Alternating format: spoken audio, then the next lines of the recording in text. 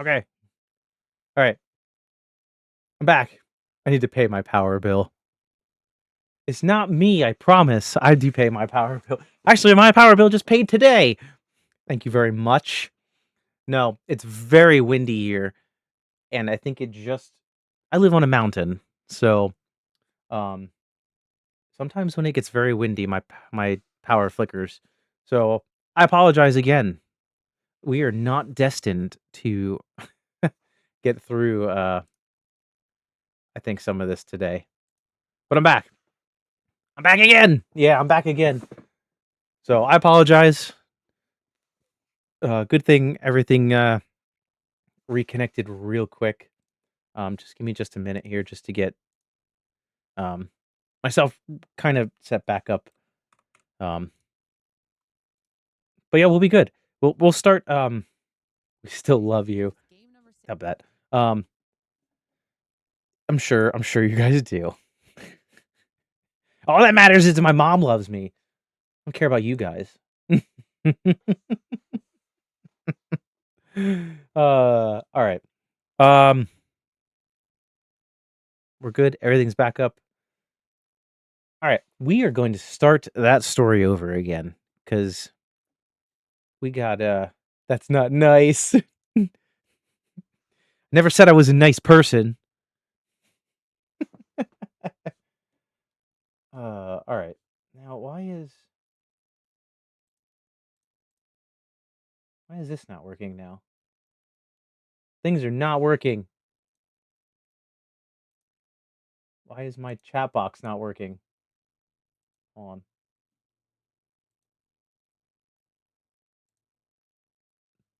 Issues.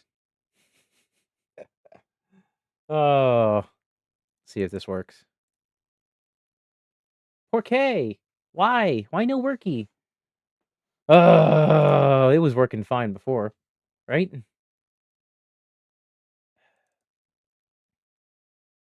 Technology, right? Technology. It's annoying when it doesn't work to plan as planned, right?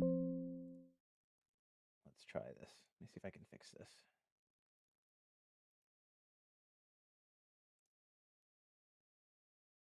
Anyway, we'll see if we get it to work. I don't know. Anyway, I think I'm just gonna read this story, and then maybe we'll call it a night. We'll call it an early one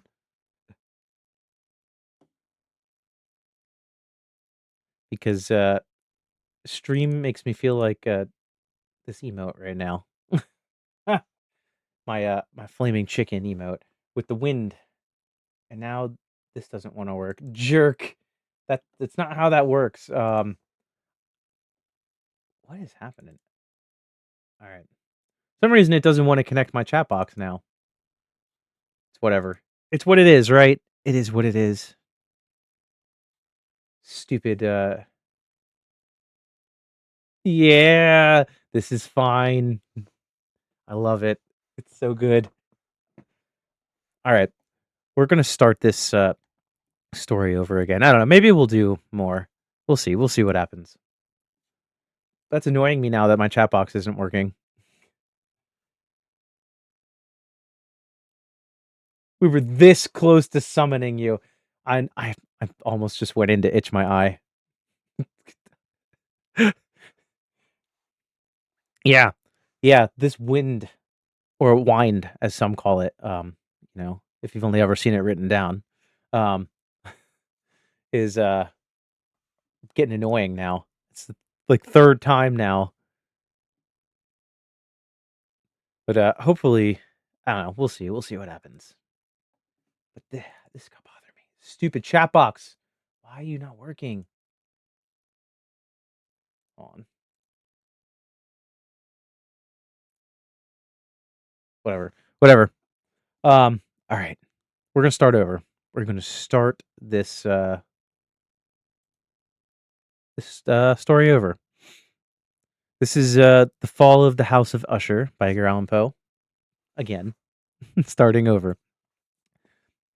During the whole of a dull, dark, and soundless day in the autumn of the year, when the clouds hung oppressively low in the heavens, I had been passing alone on horseback through a singularly dreary tract of country, and at length I found myself as the shades of the evening drew on within view of the melancholy house of Usher.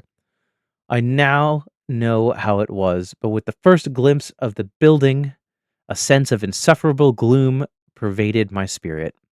I say insufferable, for the fearing was unrelieved by any of that half pleasurable, because poetic sentiment and with which the mind usually receives even the sternest natural image of the desolate or terrible.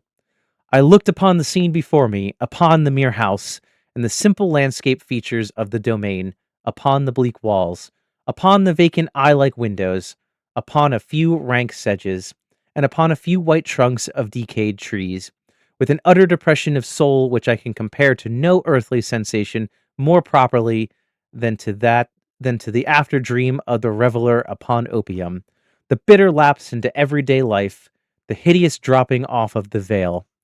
There was an iciness, a sinking, a sickening of the heart, an unredeemed dreariness of thought which no goading of the imagination could torture into aught of the sublime. What was it? I paused to think. What was it that so unnerved me in the contemplation of the house of Usher? It was a mystery all insoluble, nor could I grapple with the shadowy fancies that crowded upon me as I pondered. I was forced to fall back upon the unsatisfactory conclusion that while beyond doubt there are combinations of very simple natural objects which have the power of thus affecting us, still the analysis of this power lies among considerations beyond our depth. It was possible, I reflected, that a mere different arrangement of the particulars of the scene, of the details of the picture, would sufficiently t- would suf- be sufficient to modify or perhaps to annihilate its capacity for sorrowful impression.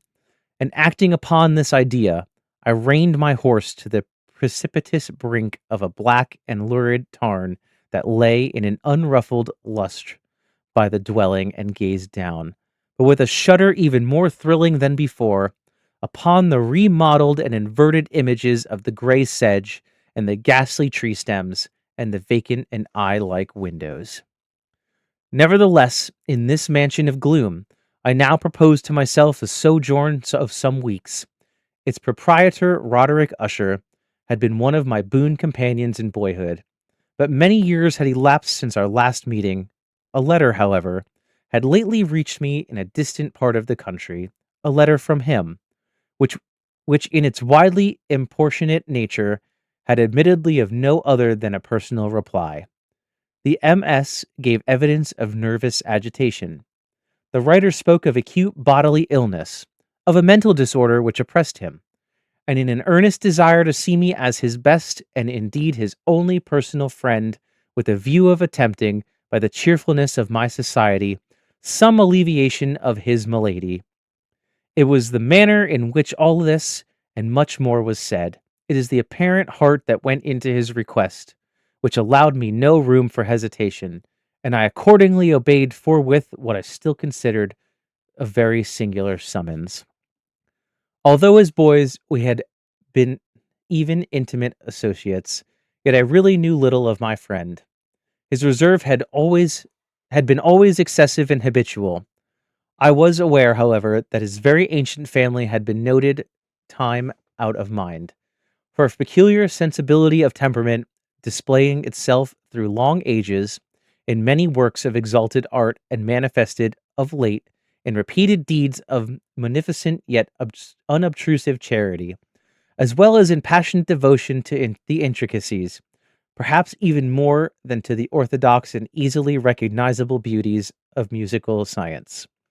I had learned, too, the very remarkable fact that the stem of the Usher race, all time honored as it was, had put forth at no period any enduring branch. In other words, that the entire family lay in the direct line of descent, and had always, with very trifling and very temporary variation, so lain.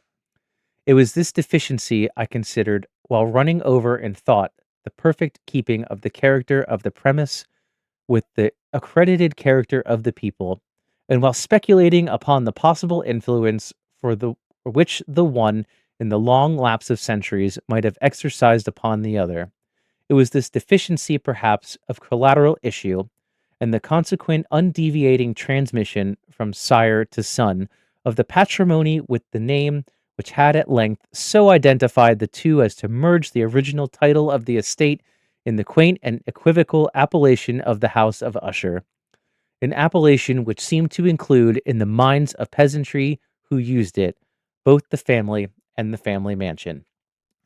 I have said that the sole effect of my somewhat childish experiment, that of looking down with the tarn, had I been to deepen the first singular impression.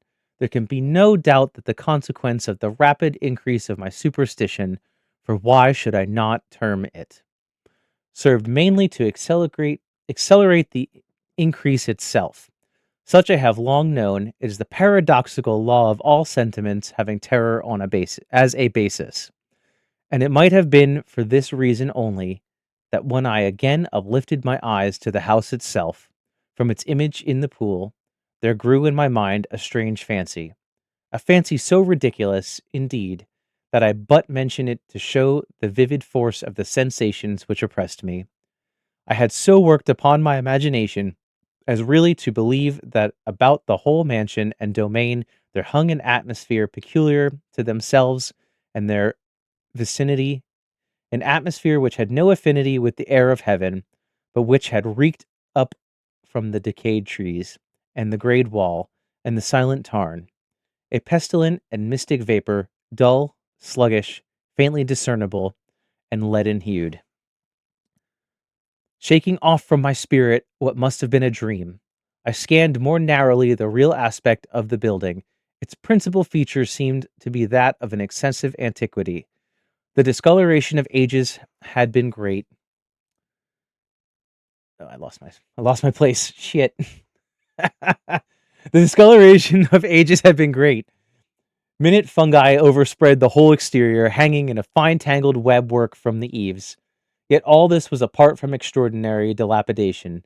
No portion of the masonry had fallen, and there appeared to be a wild inconsistency between the still perfect adaptation of parts and the crumbling condition of the individual stones. In this there was much that reminded me of the spacious totality of old woodwork which had rotted for long years in some neglected vault, with no disturbance from the breath of the external air, beyond the indication of extensive decay. However, the fabric had given little token of instability. Perhaps the eye of scrutinizing observer might have been discovered a barely perceptible fissure, which extending from the roof of the building in front made its way down the wall in a zigzag direction, until it became lost in the sullen waters of the tarn.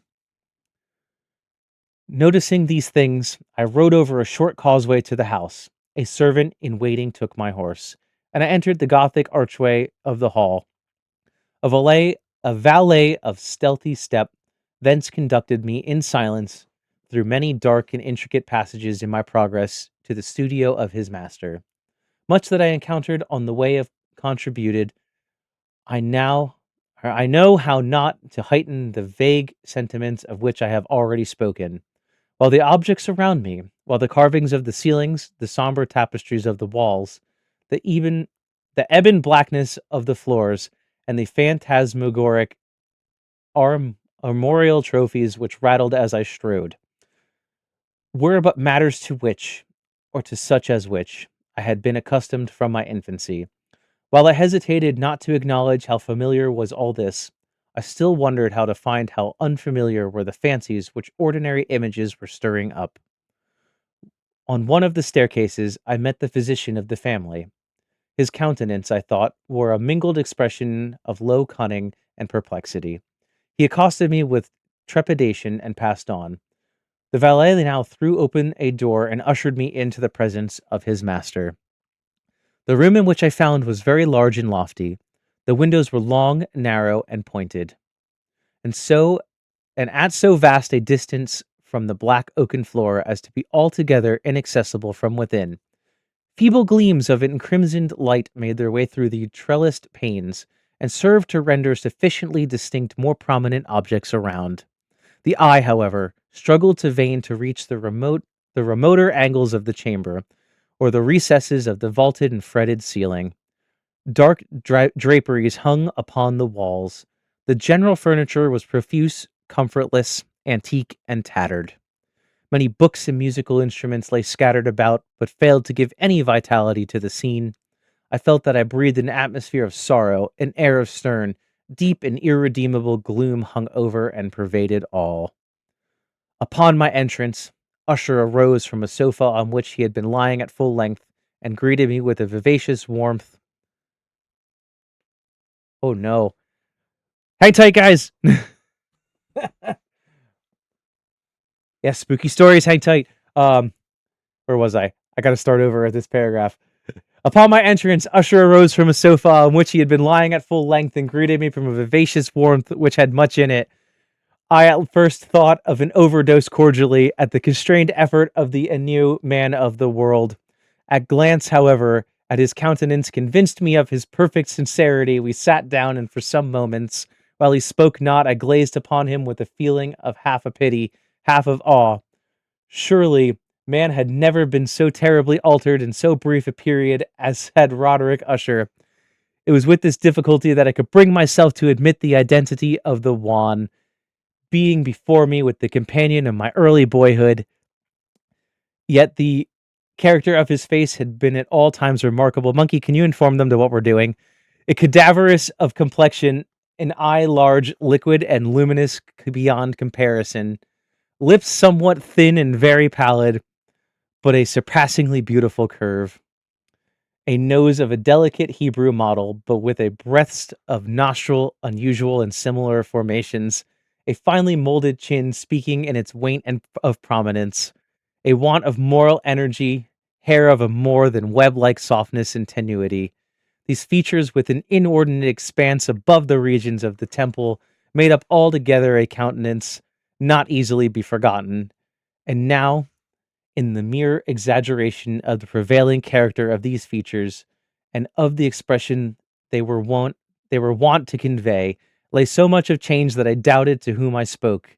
The now ghastly pallor of the skin, and the now miraculous luster of the eve above all things startled and even awed me. The silken hair, too, had been suffered to grow all unheed, and as, in its wild gossamer texture, it floated rather than fell about the face, I could not, even with effort, connect its arabesque expression with any idea of simple humanity. In the manner of my friend, it was at once struck with an incoherence and inconsistency, and I soon found this to arise from a series of feeble and futile struggles to overcome an habitual trepidancy, an excessive nervous agitation. For something of his nature I had indeed been prepared no less by his letter than by reminiscence of certain boyish traits and by conclusions deduced from his peculiarly physical conformation and temperament. His action was alternately vivacious and sullen. His voice varied rapidly from a tremulous indecision, when the animal spirit seemed utterly in abeyance, to that species of energetic concision, that abrupt, weighty, unhurried, and hollow-sounding enunciation, that leaden self-balance and perfectly modulated guttural utterance, which may be observed in the lost drunkard, irreclaimable eater of opium during the periods of most intense excitement. It was thus that he spoke of the object of my visit, of his earnest desire to see me, and the solace he expected to afford him. He entered at some length into what he conceived to be nature of his malady. It was, he said, a constitutional and family evil, from one which he despaired to find a remedy, a mere nervous affection, and immediately added, which would undoubtedly soon to pass. It displayed itself in a host of unnatural sensations. Some of these, as he detailed, interested and bewildered me, although... Quiet, you. Some of these, as he detailed them, interested and bewildered me, although perhaps the terms and general manner of the narration had their weight. He suffered so much from a morbid acuteness of the senses that most insipid food was alone endurable. He would wear only garments of certain texture. The odors of all flowers were oppressive. His eyes were tortured even by faint light, and there were but peculiar sounds and these from stringed instruments which did not inspire him with honor. To an anomalous species of terror, I found him a bowden slave. I shall perish, he said. I must perish in this deplorable folly. Thus, and not otherwise, shall I be lost. I dread the events of the future, not in themselves, but in their results. I shudder at the thought of any, even the most trivial incident, which may operate this intolerable agitation of soul. I have indeed no abhorrence of danger except in its absolute effect, in terror. This unnerved in this pitiable condition. I feel that the period will sooner or later arrive when I must abandon life and reason together in some struggle with the grim phantasm, fear. I'll fix it in a minute. It's finally back. I learned, moreover, at intervals and through a broken and unequivocal hints, another singular feature of his mere mental condition. He was enchained by certain superstitions, impressions in regard to the dwelling which he tenanted, and whence for many years he had never ventured forth in regard to an influence whose superstitious force was conveyed in terms too shadowy, here had to be restated. An influence by which some peculiarities in the mere form and substance of his family mansion had, by dint of long sufferance, he said, obtained over his spirit an effect which the physique of the grey walls and turrets and of the dim tarn into which they all looked down and had at length brought upon the moral of his existence. He admitted, however, although with hesitation, that much of the peculiar gloom which thus afflicted him could be traced to a more natural and far more palatable origin. To the severe and long continued illness, indeed to the evidently approaching dissolution of a tenderly beloved sister, his sole companion for long years, his last and only relative on earth. Her decease, he said, with a bitterness which I can never forget, would leave him the hopeless and the frail, the last of the ancient race of the ushers. While he spoke, the Lady Madeline, for so she was called, passed slowly through a remote portion of the apartment, and without having noticed my presence, disappeared. I regarded her with an utter astonishment, not unmingled with dread, and yet I found it impossible to account for such feelings. A sensation of stupor oppressed me, as my eyes followed her retreating steps. When a door at length closed upon her, my glance sought instinctively and eagerly the countenance of the brother. But he had buried his face in his hands, and I could only perceive that a far more ordinary wanness had overspread the emaciated fingers through which trickled my passionate tears. I forgot how long this was. The disease of the Lady Madeline had long baffled the skill of her physicians. A settled apathy, a gradual wasting away of the person, a frequently, although transient, affections of a partially cataleptical character were the unusual diagnosis. Hitherto, she had steadily borne up the pressure of her malady. Is that better? And had not betaken herself finally to bed. But on the closing in of the evening of my arrival at the house, she succumbed, as her brother told me at night with inexpressible agitation, to the prostrating power of the destroyer, and I learned that the glimpse I had obtained of her person would be thus probably be the last I should obtain, that the lady, at least while living, would be seen by me no more. For several days ensuing, her name was unmentioned by either Usher or myself, and during this period I was busied in earnest endeavors to alleviate the melancholy of my friend.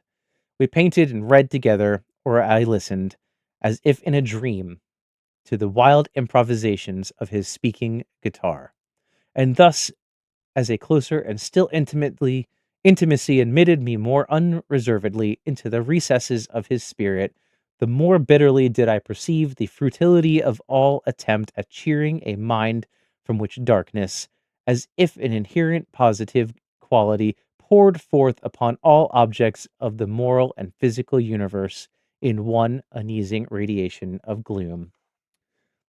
I shall ever bear about me a memory of the many solemn hours I thus spent alone with the master of the house of Usher, and I should fail at any attempt to convey an idea of the exact character of the studies or an or of the occupations in which he involved me or led me the way. An excited and highly distempered ideality threw a sulphureous lustre over all. His long improvised dirges will ring forever in my ears. Among other things, I hold plainly or painfully in mind a certain singular pervis- pervision, an amplification of the wild air of the last walls of von Weber. From the paintings over which his elaborate fancy brooded, and which grew touch by touch into vagueness at which I shuddered the more thrillingly, because I shuddered knowing why or not why. From these paintings, vivid as their images now are before me, I would in vain endeavor to induce more than a small portion which should lie within the compass of merely written words. By the utter simplicity, by the nakedness of his designs, he arrested and overthawed attention.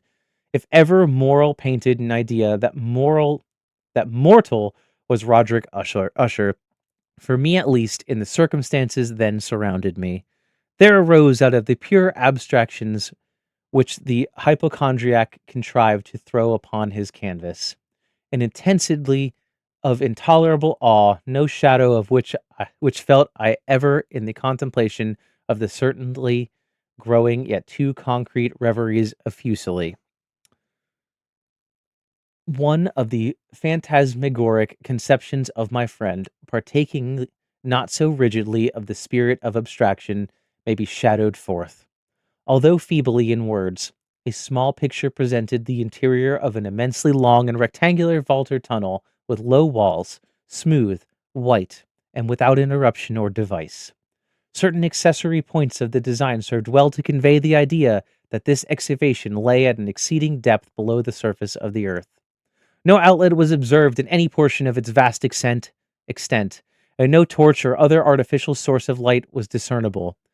Yet a flood of intense rays rolled throughout, and bathed the whole in a ghastly and inappropriate splendor. I have just spoken of that morbid condition of the auditory nerve which rendered all music intolerable to the sufferer, with the exception of certain effects of extinged instruments. It was it was perhaps the narrower limits to which he thus confined himself upon the guitar which he gave birth, in great measure, to the fantastic character of his performances. But the fervid facility of his impromptus could not be so accounted for. They must have been and were in the notes as well as in the words of his wild fantasias, for he not unfrequently accompanied himself with rhymed verbal improvisations. The result of that intense mental collectedness and concentration to which I have previously alluded as observable only in particular moments of the highest artificial excitement. The words of one of these rhapsodies I have easily remembered. I was perhaps the more forcibly impressed with it is as he gave it, because in under the in under or mystic current of its meaning, I fancied that I perceived for the first time a full consciousness of the part of Usher, of the tottering of his lofty reason upon her throne. The verses, which were entitled "The Haunted Palace," ran very nearly, if not accurately, thus: In the greenest of our valleys, by good angels tenanted, once fair and stated palace, radiant palace, reared its head. In the monarch thought's dominion, it stood there. Never seraph spread opinion over fabric half so fair. Banners yellow, glorious, golden, on its roof did float and flow. All this was in the olden time long ago. And every gentle air that dallied in the sweet that day, along the ramparts plumed and pallid, a winged odor went away. Wanderers in that happy valley through two luminous windows saw spirits moved musically to a lute's well-tuned law. Round about a throne where sitting, Porphyrogene, in state his glory well befitting, the ruler of the realm was seen. And all with pearl and ruby glowing, with fair palace door, through which came flowing, flowing, flowing, and sparkling evermore. A troop of echoes, sweet duty was but to sing, in voice of surpassing beauty, the wit and wisdom their king. But evil things in robes of sorrow assailed the monarch's high estate. Ah, let us mourn, for never morrow shall dawn upon him desolate. And round about his home the glory that blushed and bloomed is but a dim, remembered story of the old time entombed. And travelers now within that valley through the red linen windows see vast forms that move fantastically to a discordant melody, while like a rapid, ghastly river through the pale door, a hideous throng rush out forevermore and laugh but smile no more. My God, there's so much more to go. I'm so sorry. I well remembered that suggestions arising from this ballad led us into a train of thought, wherein there became a manifest of opinion of Usher's, which I thought mentioned not so much on account of its novelty.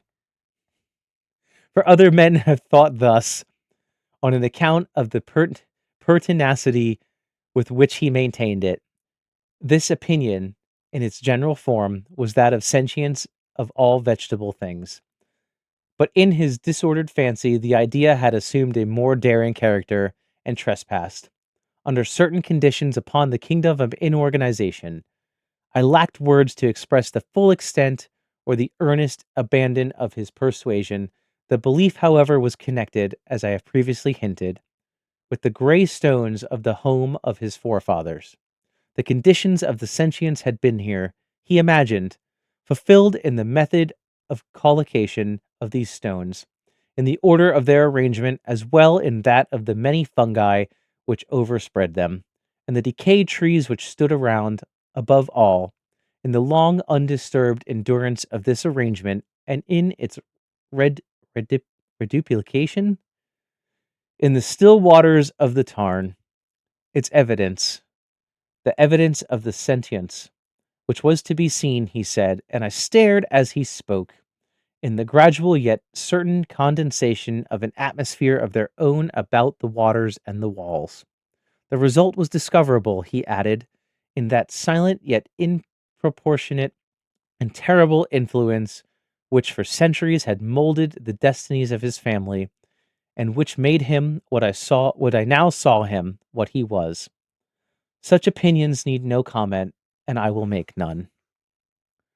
Our books, the books which for years had informed no portion of the mental existence of the invalid, were, as might be supposed, in strict keeping with this character of phantasm, we pored together over such works as the Ververt et Chartreuse of Gresset, the Balfigor of Machiavelli, the Heaven and Hell of Swedenborg, the Subterranean Voyage of Nicholas Klim by Holberg, the Chimerancey of Robert Fludd, of Jean Delagian,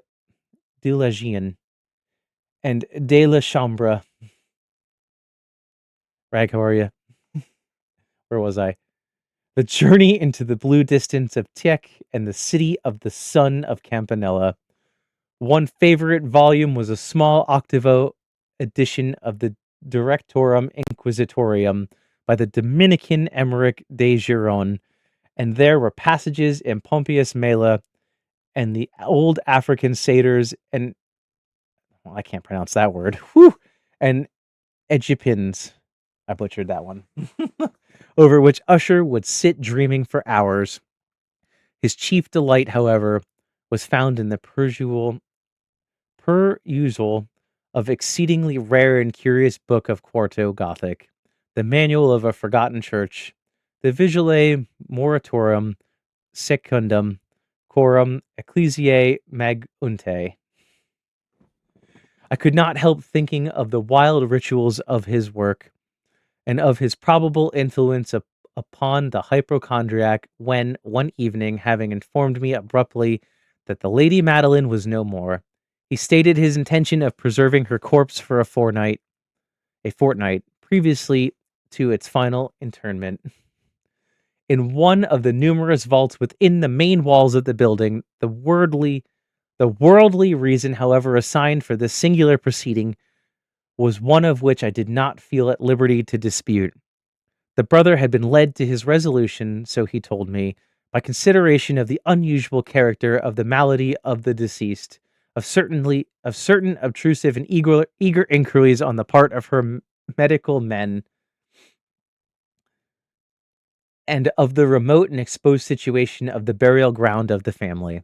I will not deny that when I called to mind the sinister countenance of the person whom I met upon the staircase on the day of my arrival at the house, I had no desire to oppose what I regarded at best a harmless and by no means an unnatural precaution. At the request of Usher, I personally aided him in the arrangements for the temporary entombment. The body having been encoffined, we two alone bore it to rest. The vault in which we placed it, and which had been so long unopened that our torches, half smothered in its oppressive atmosphere, gave us little opportunity for investigation, was small, damp, and entirely without means of admission for light, lying at great depth, immediately between the portion of the building in which my own sleeping apartment it had been used, apparently in remote feudal times, for the worst purpose of a donjon keep, and in later days as a place of deposit for powder, or some other highly combustible substance, as a portion of its floor and the whole interior of a long archway through which we reached it were carefully sheathed with copper. The door of massive iron had been also similarly protected. Its immense weight caused an unusual sharp grating sound as it moved upon its hinges. None of my stuff's working right now, but thank you for the check-in. Having deposited our mournful burden upon trestles within this region of horror, we partially turned aside the yet unscrewed lid of the coffin and looked upon the face of the tenant.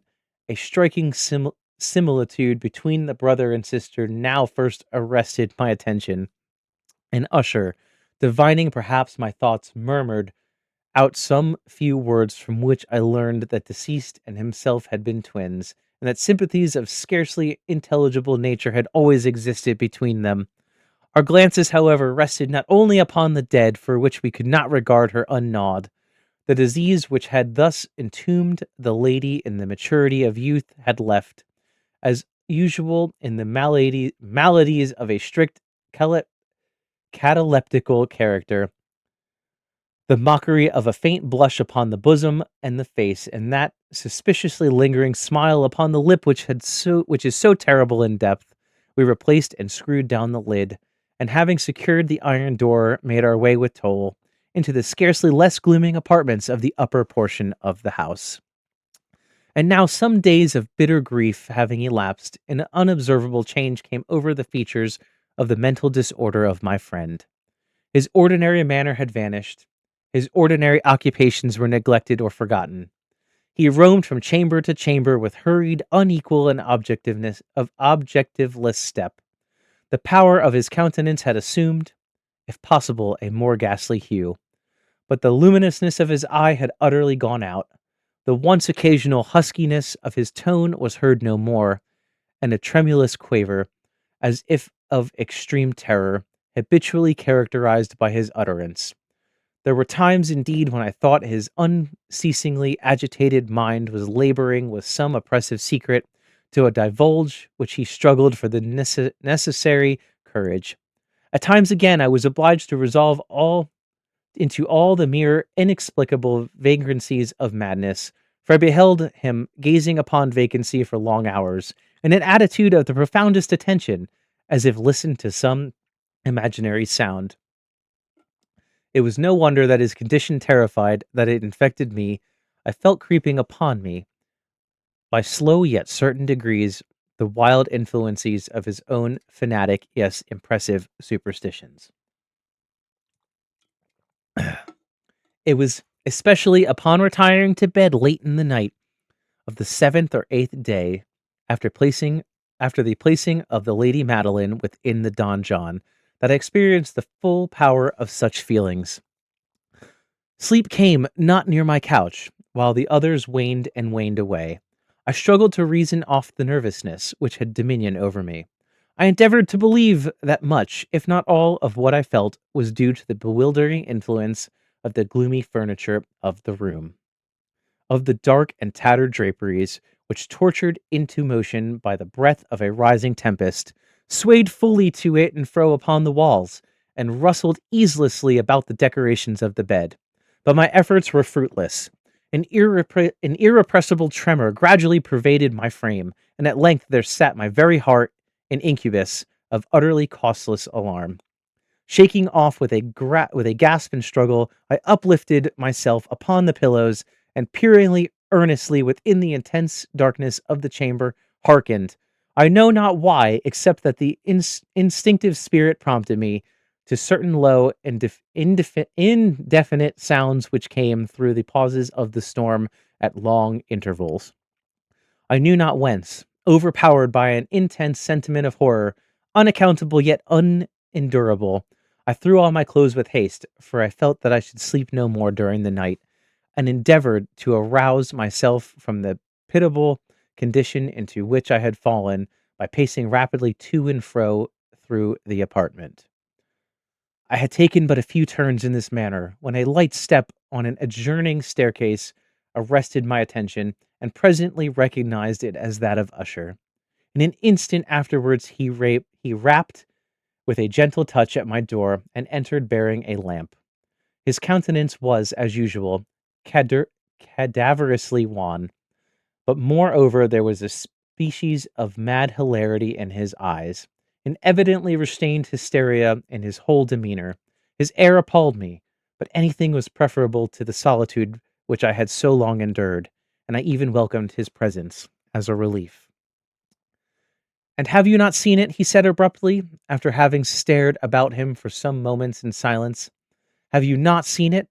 But stay, you shall." Thus speaking, and having carefully shaded his lamp, he hurried to one of the casements and threw it freely open to the storm. The impetuous fury of the enduring gust lifted us from our feet.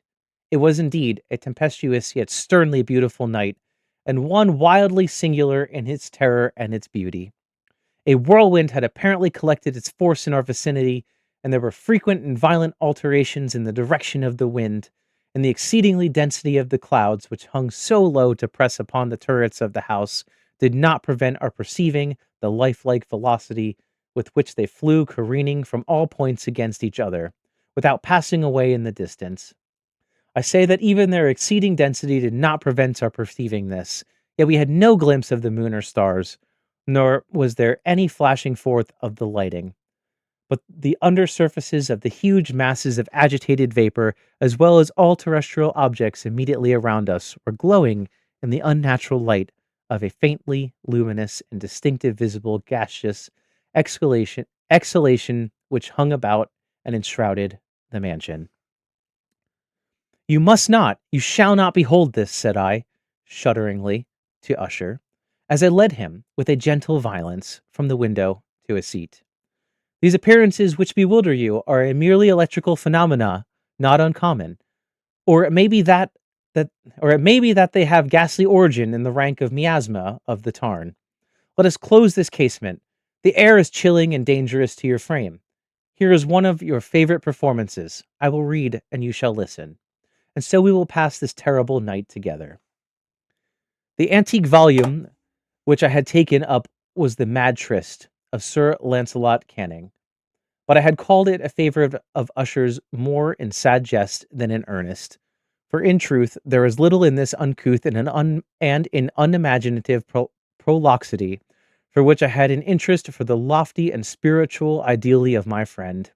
It was, however, the only a book immediately at hand, and I indulged a vague hope that the excitement which now agitated the hypochondriac might find relief, for the history of mental disorder is full of similar anomalies, even in the extremeness of the folly which I should read. Could I have judged indeed by the wild overstrained air of vivacity with which he hearkened, or apparently hearkened, to the words of the tale, I might have congratulated myself upon the success of my design. I have arrived to that well-known portion of the story where Ethelred, Ethelred, the hero of the tryst, having sought in vain for peaceable admission into the dwelling of the hermit, proceeds to make good an entrance by force. Here it will be remembered the words of the narrative run thus. And Ethelred, who was by nature of a doughty heart, and who was now mighty withal, in account of the powerlessness of the wine which he had drunken, waited no longer to hold parley with the hermit, who, in sooth, was an obstinate and maliceful turn, feeling the rain upon his shoulders, and fearing the rise of the tempest, uplifted his mace outright, and with blows made quickly room in the plankings of the door for his gauntleted hand, and now pulling there with sturdily he so cracked and ripped and tore all asunder, that the noise of the dry and hollowed sounding wood alarumed and reverberated through the forest.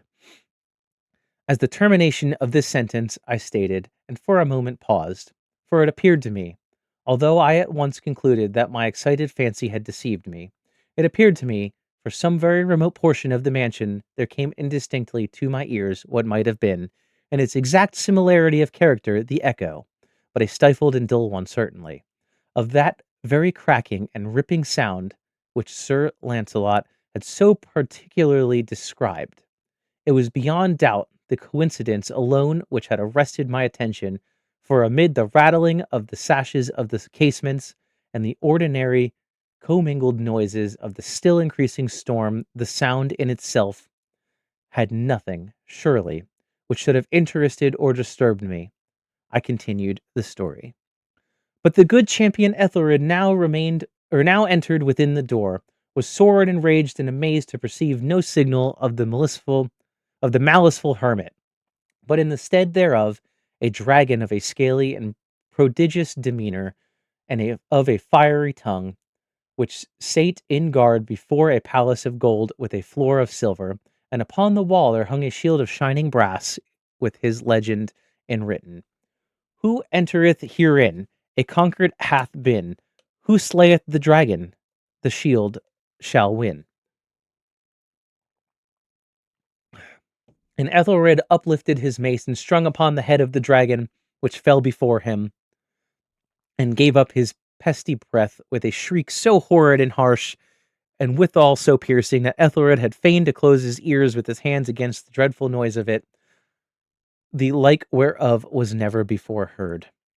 Here again I paused abruptly, now with a feeling of wild amazement, for there could be no doubt whatever that, in this instance, I did actually hear, although from what direction it proceeded I found it impossible to say.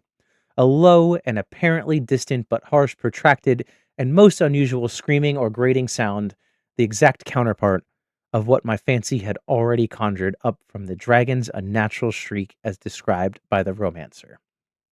Oppressed as I certainly was upon the occurrence of the second and most extraordinary coincidence, by a thousand conflicting sensations in which wonder and extreme terror were predominant, I still retained sufficient presence of mind to avoid exciting by any observation the sensitive nervousness of my companion. I was by no means certain that I had noticed the sounds in question, although, assuredly, a strange alteration had, during the last few minutes, taken place in his demeanor. From a position fronting my own, he had gradually brought it round his chair so as to sit with his face to the door of the chamber, and thus I could but partially perceive his features, although I saw his lips trembled, as if he were murmuring inaudibly. His head had dropped upon his breast, yet I knew that he was not asleep. From the wide and rigid opening of his eye, I caught a glimpse of it in profile. The motion of his body, too, was at variance with this idea, for he rocked from side to side with a gentle yet constant and uniform sway. Having rapidly taken notice of all this, I resumed the narrative of Sir Launcelot, which thus proceeded.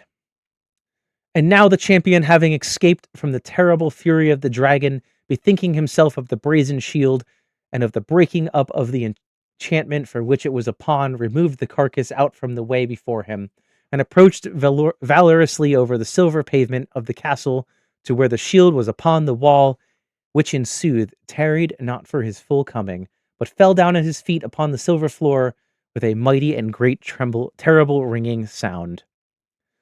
No sooner had these syllabuses passed my lips than, as if a shield of brass had indeed at the moment fallen heavily on a floor of silver, became aware of a distinct, hollow, metallic, and clangorous, yet apparently muffled reverberation, Completely unnerved, I leapt to my feet, but the measured rocking movement of Usher was undisturbed. I rushed to the chair in which he sat. His eyes were bent fixedly before him, and throughout his whole countenance there reigned a stony rigidity. But as I placed my hand upon his shoulder, there came a strong shudder over his whole person, a sickly smile quivered about his lips, and I saw that he spoke in a low, hurried, and gibbering murmur, as if unconscious by my presence. Bending slowly over him, I at length drank in the hideous import of his words. Not hear it? Yes, I hear it, and have heard it. Long, long, long. Many minutes, many hours, many days have I heard it, yet I dared not. Oh, pity me, miserable wretch that I am. I dared not. I dared not speak. We have put her living in the tomb. Said I not that my senses were acute? I now tell you that I heard her very first feeble movements in the hollow coffin. I heard them many, many days ago. Yet I dared not. I dared not speak. And now, tonight, Ethelred. Ha ha! The breaking of the hermit's door and the death cry of the dragon and the clangor of the shield, say rather the rendering of her coffin and the grating of the iron hinges of her prison and her struggles within the coppered archway of the vault. Oh, whither shall I fly? Will she not be here anon? Is she not hurrying to unbraid me for my haste? Have I not heard her footsteps on the stair? Do I not distinguish that heavy and horrible beating of her heart? Madman! Here I sprang furiously to his feet and shrieked out his syllabuses, as if in the effort he were giving up his soul.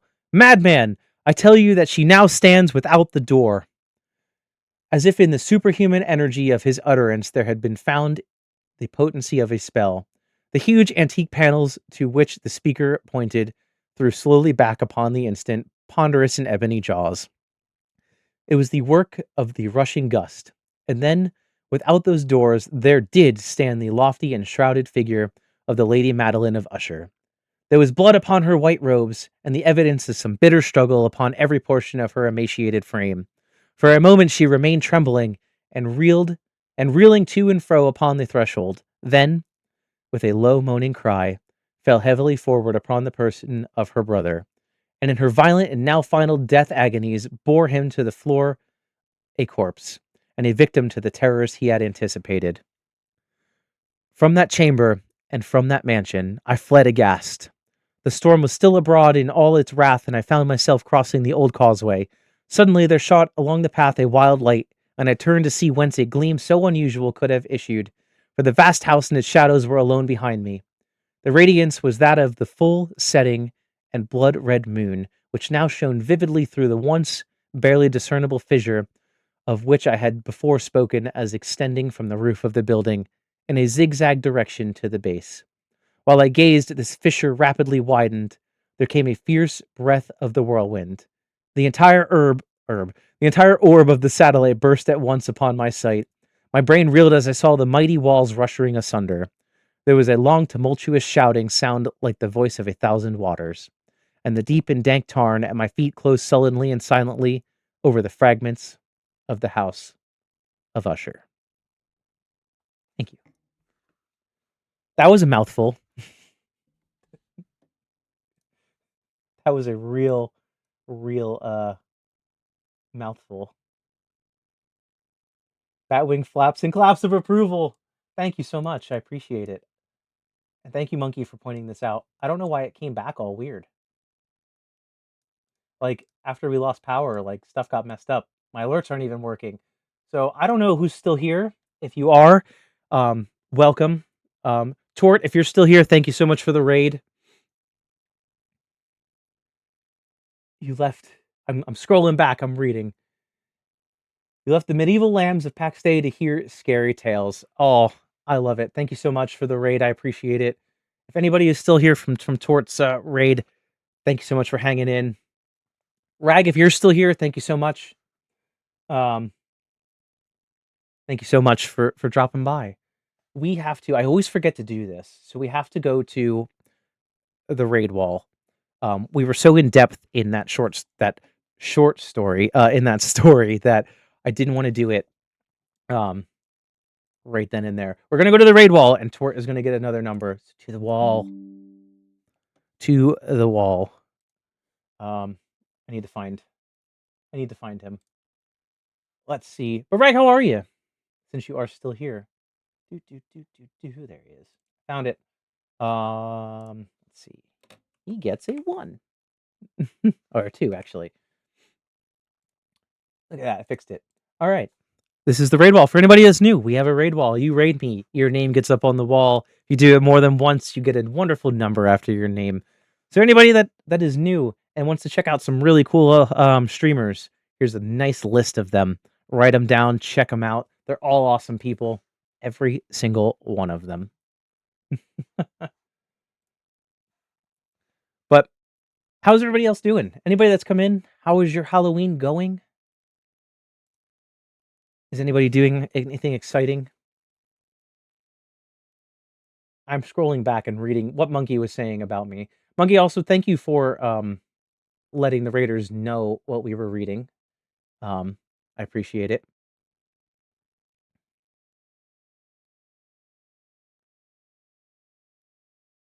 Give me more shit. Gee, thanks. I appreciate it.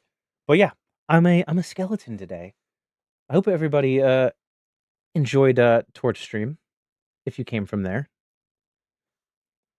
You're doing great. Sleep is finally becoming a thing. You've met someone trying to get them to campfire as well. I made plans today, but it's going to be a good day. I'm glad to hear it. I have noticed you have been streaming at some different times. Usually, I've noticed it's I'm either going to bed, I'm in bed, or I'm getting up for work, and you are streaming. So like, it's been like 5 a.m. for me, and you're streaming. But I like it. Whatever works for you. So that's why I have not been able to drop into your streams, because it's been at times when I'm going to bed, getting up for work, or leaving for work. But anybody, follow Captain Ragnarok. Awesome guy, wonderful streamer, plays wonderful games. Also, if you're new here, I do play games. Well, we attempt to play games, as we put it. We attempt to play games here. I'm not good at them a lot of the time. Hence why our catchphrase on this channel is, "Are you ready for a whole lot of nothing?" We have been recently playing the original Resident Evil game. So come back tomorrow and check us out. I'll be continuing that tomorrow. I kind of had a 2-week break from streaming here. I had thrown out my back, and it was not good for me to stream. But it's much better, and I'm back, so that's good. You know, heating pads and drugs, they help those issues. Time zones are a thing. They are. Been streaming at times with your friend when she can catch it. Hey, stream when you can, stream when you want, and don't worry about anybody else. That's my that's how you got to do it, right? But we want to read another Edgar Allan Poe. I want to read a good one. We already read The Telltale Heart. We read The Fall of the House of Usher, which is extremely long. Does anybody, if you know Edgar Allan Poe, does anybody have a suggestion that they want to hear?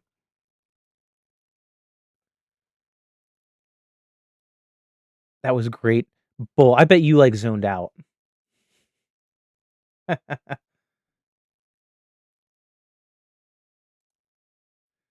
Or do we want to read like do we want to read a poem?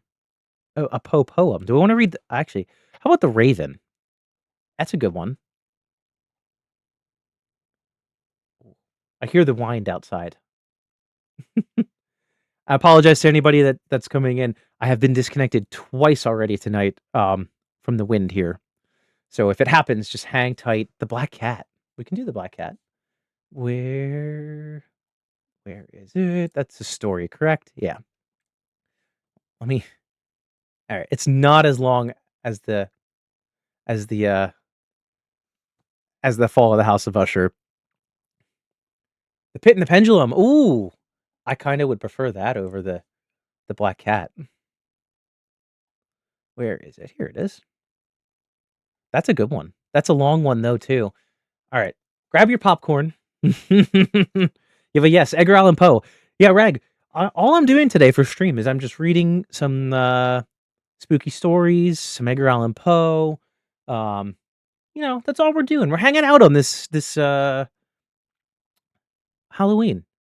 I don't have any, candy to give to the little crotch goblins today, because where I live decided to do it last Sunday for some absurd reason. With Halloween being on a Friday this week, you would think we would do it on a Friday. So, that's already done and over with. Imagine me going to the door like this, though.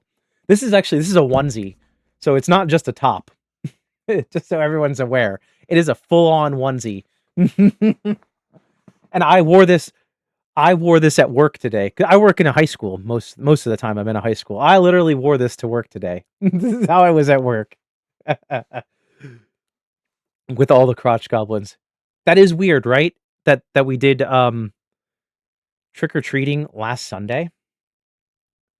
A week early, I know. Well, it was like 5 days early. It was weird. It was really weird that I don't know, whoever is in charge. I live in a community. Whoever was in charge of that in my community that needs to, resign, and somebody else needs to take over. I was thinking to stream soon, but I love the story time stream. You know what's funny? I have had this idea of legitimately doing a story time stream. Like, what if we just read a book? Like, we took one stream a week and we read like a bunch of chapters of a book, and we just read a book. Would that be an idea that everybody would be open to? Like, I like to read and I love stories, but I never get really to do it, like to read. And this would be a way to make me read. Like, would that be would anybody object to that? To like maybe on like a Saturday, like just read a couple chapters of a book and then go play a game. One of my favorite Aussie streamers does that storybook ASMR. I wouldn't do ASMR. I don't get ASMR. I've never gotten it. I've never understood, so I wouldn't be good at it. But hey, if it works for somebody, but just like a regular reading, that would be interesting. And not like this either. What if I just started a whole thing where just the skeleton reads stories? Skeleton story time.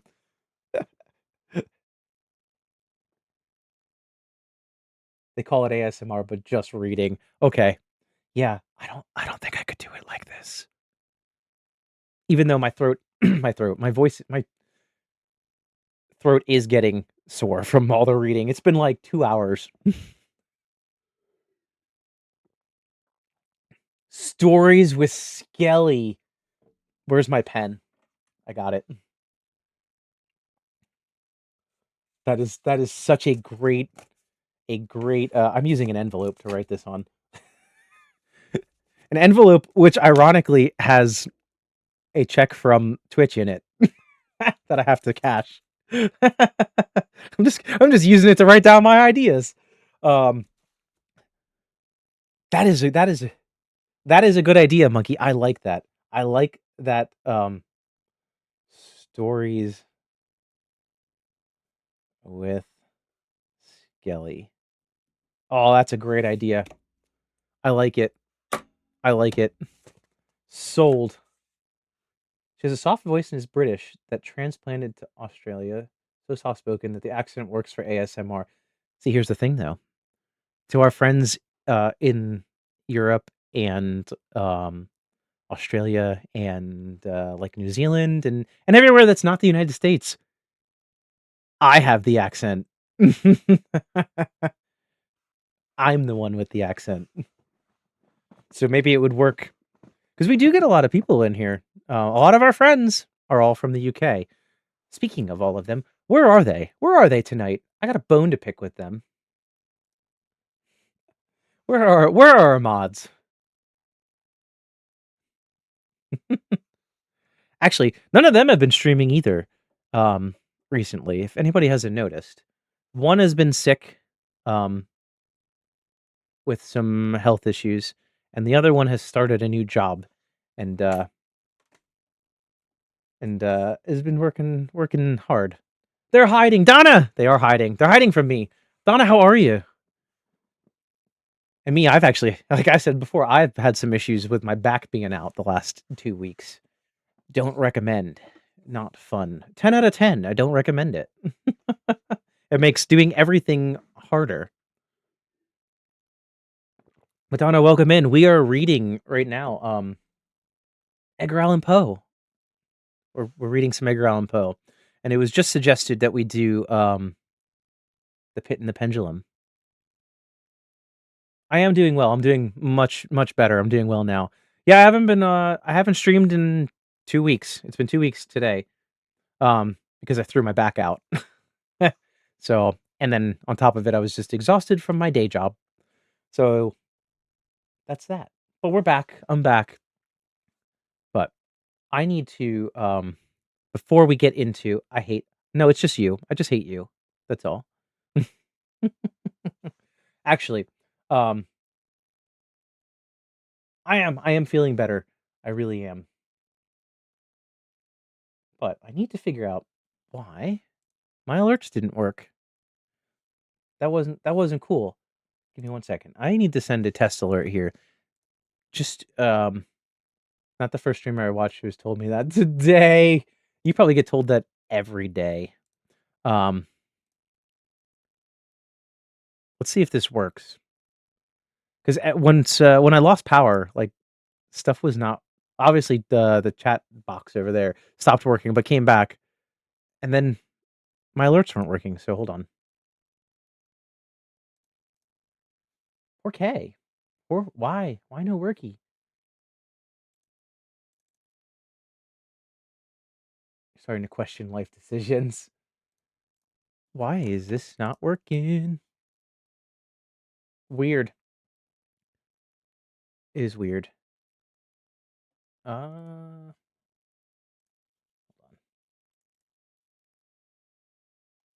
I don't know why this isn't working. Alerts were working when we first started stream because they were going off. But now they are being dumb.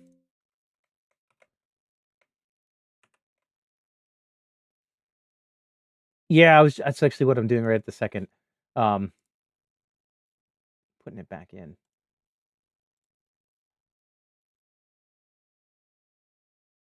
For some reason, yeah, when I lost power, just stuff decided to stop working. Give me 1 second.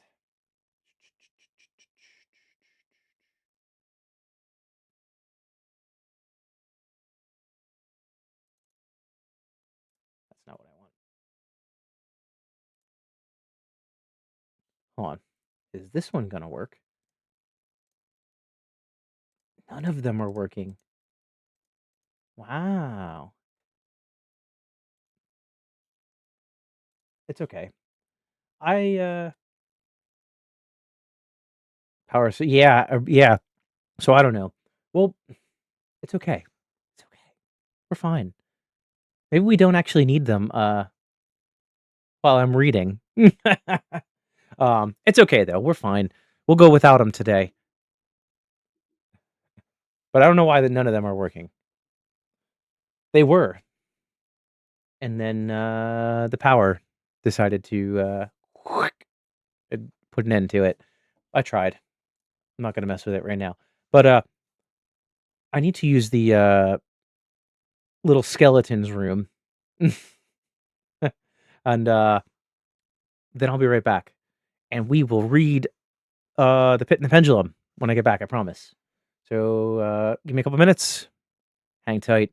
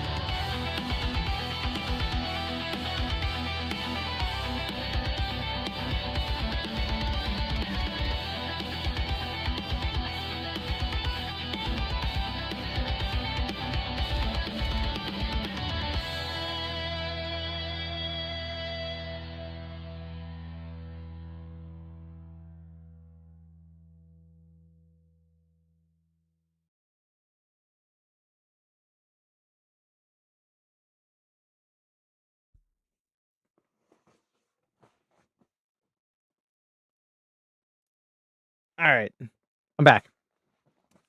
So I realized when I just left this room that I'm in, the power outage shut all my Halloween decoration lights outside off. So my house is like pitch black outside, and I was like, "Well, shit, it's Halloween. I gotta turn all the shit back on." So I just ran out to go do that real quick. Right before I got back here, it's messed with everything here on stream, here off stream. Uh, but we're back. I hope everybody's got their drinks and popcorn ready. Um, I think we're gonna do. Well, we are gonna do uh, the Pit and the Pendulum, which is another semi sort of long story. Um, not as long as the last one. And then I think we'll switch over to maybe a to the Raven, which is a poem by Poe. And we'll see where we're at with stream from there. I've already gone longer than I thought I was going to today, so we'll see what happens from there. So this is the Pit and the Pendulum, which was published in 1850. Also, if you stuck around for the last one, you noticed the language in it. A lot of older language that is not used anymore, and it took me a second with my brain on some words to pronounce them. I think I got most of them right. I think there might have been one or two I maybe butchered. There was definitely one I know I did because I said I did. But here we go. This is the Pit and the Pendulum. I was sick, sick unto death with that long agony, and when they at length unbound me and I was permitted to sit, I felt that my senses were leaving me. The sentence, the dread sentence of death, was the last of distinct accentuation which reached my ears. After that, the sound of the inquisitorial voices seemed merged in one dreamy intermediate hum. It conveyed to my soul the idea of revolution, perhaps from its association in fancy with the burr of a mill wheel. This only for a brief period, for presently I heard no more. Yet for a while I saw, but with how terrible an exaggeration. I saw the lips of the black-robed judges. They appeared to me white, whiter than the sheet upon which I traced these words, and thin even to grotesqueness, thin with the intensity of their expression of firmness, of immovable resolution, of stern contempt of human torture. I saw that the decree of what to me was fate were still issuing from those lips. I saw them writhe with a deadly locution. I saw them fashion the syllabus of my name, and I shuddered because no sound succeeded. I saw, too, for a few moments of delirious horror, the soft and near imperceptible waving of the sapple draperies which enwrapped the walls of the apartment. And then my vision fell upon the 7 tall candles upon the table. At first, they wore the aspect of charity and seemed white and slender angels who would save me. But then, all at once, there came most deadly nausea over my spirit, and I felt every fiber in my frame thrill as if I had touched the wire of a galvanic battery, while the angel forms became meaningless specters with heads of flame, and I saw that from there would be no help. And then there stole into my fancy like a rich musical note, the thought of which sweet rest there must be in the grave. The thought came gently and stealthily as it seemed long before it attained full appreciation. I went missing. Um, but just as my spirit came at length properly to feel and entertain it, the figures of the judges vanished as if magically from before me. The tall candles sank into nothingness. Their flames went out utterly. The blackness of darkness supervened. All sensations appeared swallowed up in a mad rushing descent, as of the soul into Hades. Then silence and stillness, night were the universe. I had swooned, but still will not say that of all consciousness was lost. What of it there remained, I will not attempt to define or even to describe, yet all was not lost. In the deepest number, no. In delirium, no. In a swoon, no. In death, no. Even in the grave, all is not lost. Else there is no immortality for man, arousing from the most profound of slumbers, we break the gossamer web of some dream. Yet in a second afterwards, so frail may that web have been. Yes, I am. We remember not that we have dreamed. In the return to life from the swoon, there are two stages. First, that of sense of mental or spiritual. Secondly, that of the sense of physical existence. It seems probable that if upon reaching the second stage, we could recall the impressions of the first, we should find these impressions eloquent in memories of the gulf beyond. And that gulf is what? How at least shall we distinguish its shadows from those of the tomb? But if the impressions of what I have termed the most stage, or termed the first stage, are not at will recalled yet, after long interval, do they not come unbidden, while we marvel whence they come? He who has never swooned is not he who finds strange palaces and widely familiar faces in coals that glow. Is he who not beholds floating in midair the sad visions that many may not view? Is not he who ponders over the perfume of some novel flower? Is not he whose brains grow bewildered with the meaning of some musical cadence which has never before arrested his attention? Amid frequent and thoughtful endeavors to remember, amid earnest struggles to regather some token of the state of seeming nothingness into which my soul has lapsed, there have been moments when I have dreamed of success. There have been brief, very brief periods when I have conjured up remembrances which the lucid reason of a latter epoch ensures me could have referenced only to that condition of seeming unconsciousness. These shadows of memory tell instinctly of tall figures that lifted and bore me in silence down, down, still down, till a hideous dizziness oppressed me at the mere idea of the interminableness of the descent. They tell also of a vague horror at my heart on account of that heart's unnatural stillness. Then comes a sense of sudden motionlessness through all things, as if those who bore me, a ghastly train, had outrun in their descent the limits of the limitless, and paused from the wearisomeness of their toil. After this, I call to mind flatness and dampness, and then all is madness. The madness of a memory which busies itself among forbidden things. Very suddenly, there came back to my soul motion and sound, the tumultuous motion of the heart, and in my ears the sound of its beating. Then a pause in which all is blank. Then again sound and motion and touch, a tingling sensation pervading my frame. Then the mere consciousness of existence without thought, a condition which lasted long. Then very suddenly, thought, a shuddering terror, an earnest endeavor to comprehend my true nature, then a strong desire to lapse into insensibility, then a rushing revival of soul and a successful effort to move, and now a full memory of the trial of the judges, of the stable draperies, of the sentence, of the sickness, of the swoon. The entire forgetfulness of all that followed, of all that latter a day, and much earnestness of endeavor have enabled me vaguely to recall. So far had I not opened my eyes, I felt that I lay upon my back unbound. I reached out my hand and it fell heavily upon something damp and hard. There I suffered it to remain for many minutes while I strove to imagine what, where, and what I could be. I longed, yet dared not to employ my vision. I dreaded the first glance at objects around me. It was not that I feared to look upon terrible things, but that I grew aghast lest there should be nothing to see. At length, with a wild desperation at heart, I quickly unclosed my eyes. My worst thoughts then were confirmed. The blackness of eternal night encompassed me. I struggled for breath. The intensity of the darkness seemed to oppress and stifle me. The atmosphere was intolerably close. I still lay quietly and made effort to exercise my reason. I brought to mind the inquisitorial proceedings and attempted from that point to deduce my real condition. The sentence had passed. It had appeared to me that a very long interval of time had since elapsed. Yet not for a moment did I suppose myself actually dead. Such a supposition, notwithstanding, which we read in fiction, is altogether inconsistent with real existence.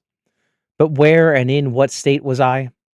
The condemned to death, I knew, perhaps usually at the autos de fe, and one of these had been held in the very night of the day of my trial. Had I been remanded to my dungeon to wait the next sacrifice, which would not take place for many months. This at once I saw could not be. Victims had been in immediate demand. Moreover, my dungeon, as well as the condemned cells at Toledo, had stone floors, and light was not altogether excluded. A fearful idea now suddenly drove the blood in torrents upon my heart, and for a brief period, I once more relapsed into insensibility. Upon recovering, I at once started to my feet, trembling convulsively in every fiber. I thrust my arms wildly above and around me in all directions. I felt nothing, yet dreaded to move a step, lest I should be impeded by the walls of a tomb. Perspiration burst from every pore and stood in cold big heads upon my forehead. The agony of suspense grew at length intolerable, and I cautiously moved forward with my arms extended, and my eyes straining from their sockets, in the hope of catching some faint ray of light. I proceeded for many paces, and still all was blackness and vacancy. I breathed more freely.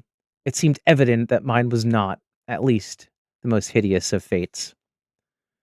And now, as I continued to step cautiously onward, there came thronging upon my recollection a thousand vague rumors of the horrors of Toledo. Of the dungeon, there had been strange things narrated, fables I had always deemed them, but yet strange, and too ghastly to repeat, save a whisper. Was I left to perish of starvation in this subterranean world of darkness, or what fate, perhaps even more fearful, awaited me? That the result would be death, and a death of more than customary bitterness, I knew too well that the characters of my judges to doubt. The mode and the hour were all that occupied or distracted me. My outstretched hands at length encountered some solid obstruction. It was a wall, seemingly of stone masonry, very smooth, slimy, and cold. I followed it, stepping with all the careful distrust of which certain antique narratives had inspired me. This process, however, afforded me no means of ascertaining the dimensions of my dungeon, as it might make its circuit and return to the point whence I set out, without being aware of the fact, so perfectly uniform seemed the wall. I therefore sought the knife which had been in my pocket, which led to the inquisitorial chamber, but it was gone. My clothes had been exchanged for a wrapper of coarse serge, and I had thought of forcing the blade into some minute crevice of the masonry so as to identify my point of departure.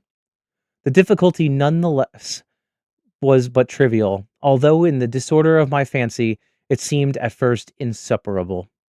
I tore a part of the hem from the robe and placed the fragment at full length and at right angles to the wall. In groping my way around the prison, I could not fail to encounter this rag upon completing the circuit. So at least I thought. But I had not counted upon the extent of the dungeon or upon my own weakness. The ground was moist and slippery. I staggered onward for some time when I stumbled and fell. My excessive fatigue introduced me to remain prostrate, and sleep soon overtook me as I lay. Upon waking and stretching forth an arm, I found beside me a loaf and a pitcher with water. I was much too exhausted to reflect upon this circumstance, but ate and drank with avidity. Shortly afterward, I resumed my tour around the prison, and with much toil came at last upon the fragment of the serge. Upon the period when I fell, I had counted 52 paces, and upon resuming my walk, I had counted 48 more. When I arrived at the rag, there were in all, then, 100 paces, and admitting 2 paces to the yard, I presumed the dungeon to be 50 yards in circuit. I had met, however, with many angles in the wall, and thus I could form no guess at the shape of the vault, for vault I could not help supposing it to be. I had little object, certainly no hope these researches, but a vague curiosity prompted me to continue them. Quitting the wall, I resolved to cross the area of the enclosure.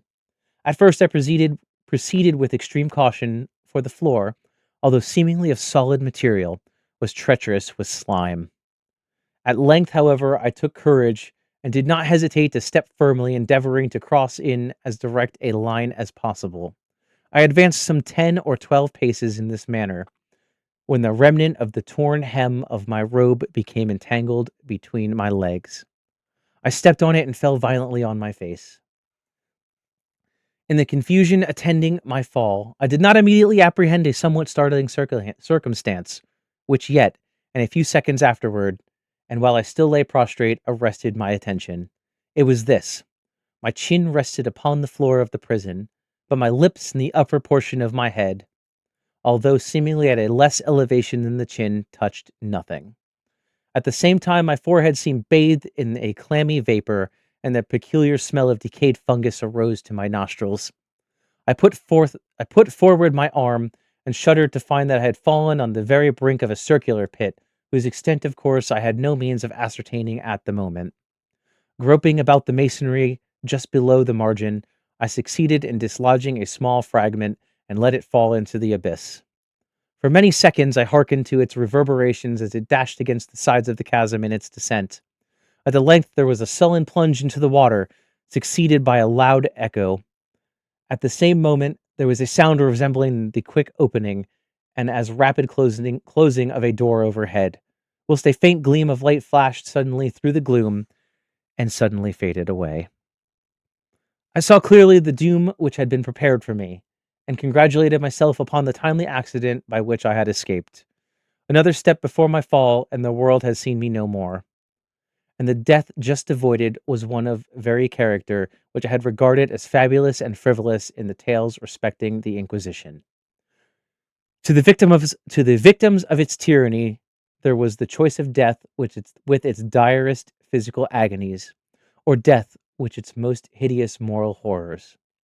It had been reserved for the latter. By long suffering, my nerves had been unstrung until I trembled at the sound of my own voice, and had become in every respect a fitting subject for the species of torture which awaited.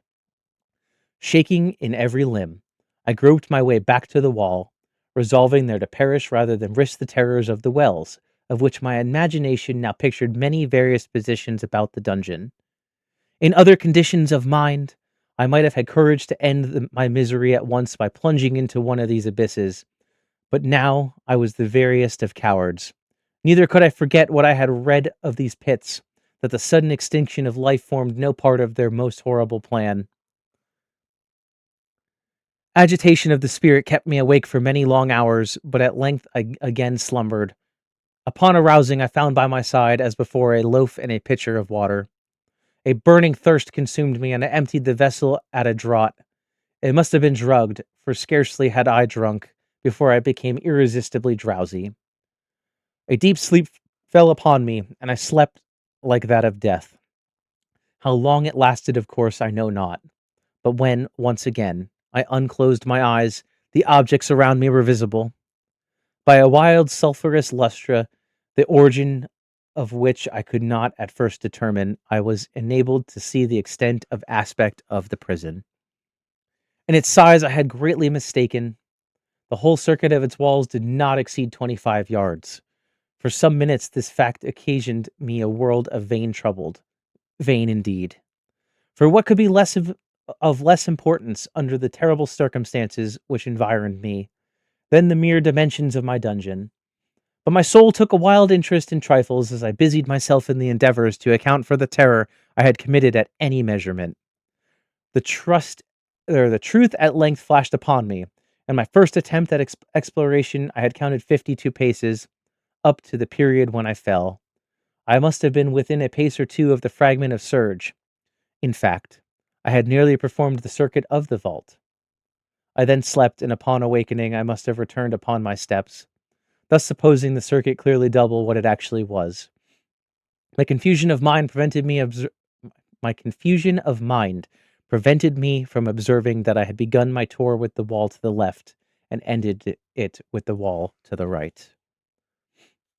I had been deceived, too, in respect to the shape of the enclosure, and feeling my way around, I found many angles, and thus deduced an idea of great irregularity. So potent is the effect of total darkness upon one arousing from lethargy or sleep. The angles were simply those of a few slight depressions or niches at odd intervals. The general shape of the prison was square. What I had taken for masonry seemed now to be iron or some other metal, in huge plates, whose structures or joints occasionally occasioned the depression. The entire surface of this metallic enclosure was rudely daubed in all the hideous and repulsive devices to which the charnel superstition of the monks had given rise. The figures of fiends and aspects of menace with skeleton forms, and more really fearfully images overspread and disfigured the walls. I observed that the outlines of these monstrosities were sufficiently distinct, but that the colors seemed faded and blurred, as if from the effects of a damp atmosphere. I now noticed the floor too, which was of stone, and in the center yawned the circular pit from whose jaws I had escaped, but it was the only one in the dungeon. As I saw this indistinctly and by much effort, for my personal condition had been greatly changed during slumber, I now lay upon my back, and at full length, on a species of low framework of wood. To this I was securely bound by a long strap resembling a surcingle. It may it passed in many convolutions about my limbs and body, leaving it at liberty only my head and my arm to such extent that I could, by dint of much exertion, supply myself with food from an earthen dish which lay by my side on the floor. I saw to my horror that the pitcher had been removed. I say to my horror, for I was consumed with intolerable thirst. This thirst it appeared to be the design of my persecutors to stimulate, for the food in the dish was meat pungently seasoned. Looking forward, I surveyed the ceiling of my prison. It was some 30 or 40 feet overhead and constructed much as the side walls. In one of its panels, a very singular figure riveted my whole attention. It was the painted figure of Time, as he is commonly represented, save that, in lieu of a scythe, he held what, at a casual glance, I suppose to be the pictured image of a huge pendulum such as we see on antique clocks. There was something, however, in the appearance of this machine which caused me to regard it more attentively. While I gazed directly upward at it, for its position was immediately over my own, I fancied that I saw in motion. An instant afterward, the fancy was confirmed. Its sweep was brief and, of course, slow. I watched it for some minutes, somewhat in fear, but more in wonder. Wearied at the length of observing its dull movement, I turned my eyes upon the objects in the cell. A slight noise attracted my notice, and, looking to the floor, I saw several enormous rats traversing it. They had issued from the wall, which lay just within view of my right. Even then, while I gazed, they came up in troops, hurriedly, with ravenous eyes. Allured to the scent of the meat, from this it required much effort and attention to scare them away. It might have been half an hour, perhaps even an hour, for I could take but imperfect note of time, before I again cast my eyes upward. What I then saw confounded me and amazed me. The sweep of the pendulum had increased in extent by nearly a yard. As a natural consequence, its velocity was so much greater, but what mainly disturbed me was the idea that had perceptibly descended.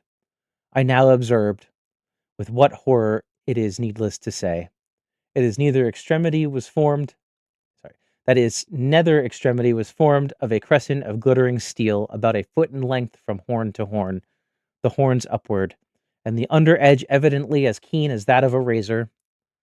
Like a razor also, it seemed massy and heavy, tapering from the edge to a solid and broad structure above. It was appended to a weighty ross of brass, and the whole hissed as it swung through the air. I could no longer doubt the doom prepared for me by monkish ingenuity in torture. My cognizance of the pit had become known to the inquisitorial agents, the pit whose horrors had been destined so bold as a recusant as myself, the pit typically of hell, and regarded by rumor as the ultimate thule of all their punishments. The plunge into this pit I had avoided by the merest of accidents. I knew that surprises or entrapment into torment formed an important portion of all the grotesquerie of these dungeon deaths. Having failed to fall, it was no part of the demon plan to hurl me into the abyss, and thus, there being no alternative, A different and milder destruction awaited me. Milder!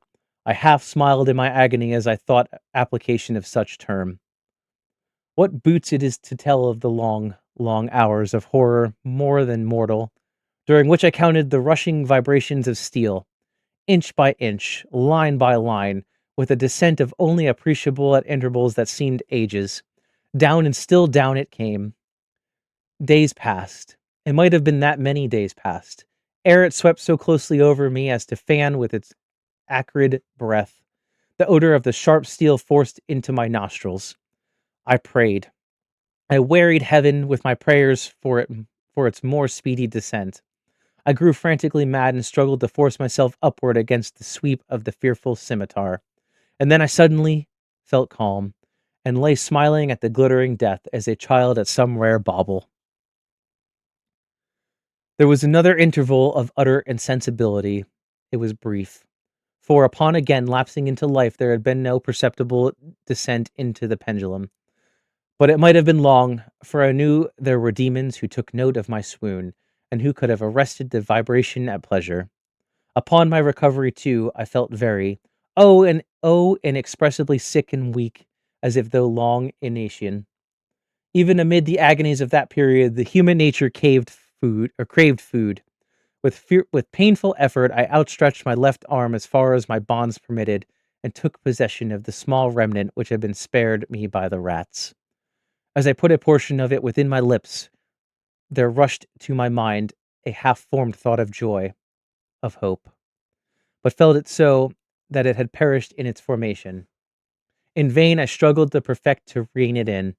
Long suffering had nearly annihilated all my ordinary powers of mind. I was an imbecile, an idiot. That vibration of the pendulum was at right angles to my length. I saw that crescent was designated to cross the region of the heart.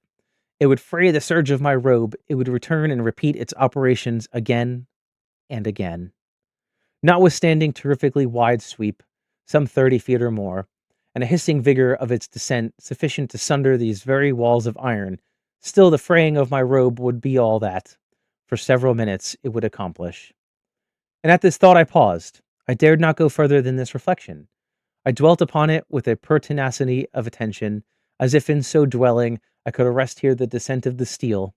I forced myself to ponder upon the sound of the crescent as it should pass across the garment, upon the peculiar thrilling sensation which the friction of cloth produces on the nerves. I pondered upon all its frivolity until my teeth were on edge.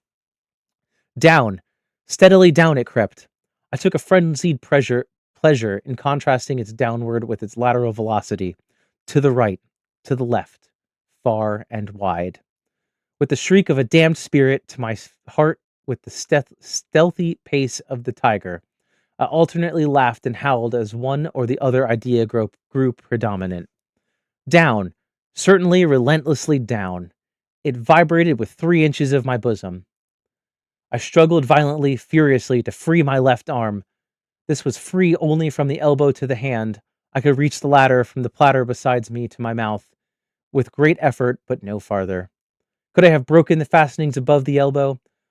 I would have seized and attempted to arrest the pendulum. I might as well have attempted to arrest an avalanche. Down, still unceasingly, still inevitably down. I gasped and struggled at each vibration.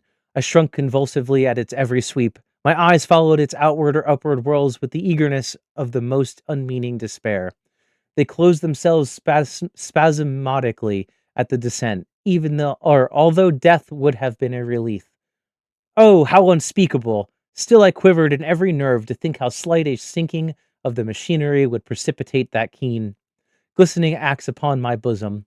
It was hope that prompted the nerve to quiver, the frame to shriek. It was hope, the hope that triumphs on the rack, that whispers to the death, condemned even in the dungeons of the Inquisition. I saw that 10 or 12 vibrations would bring the steel in actual contract with my robe, and with observations there suddenly came over my spirit all the keen, collected calmness of despair.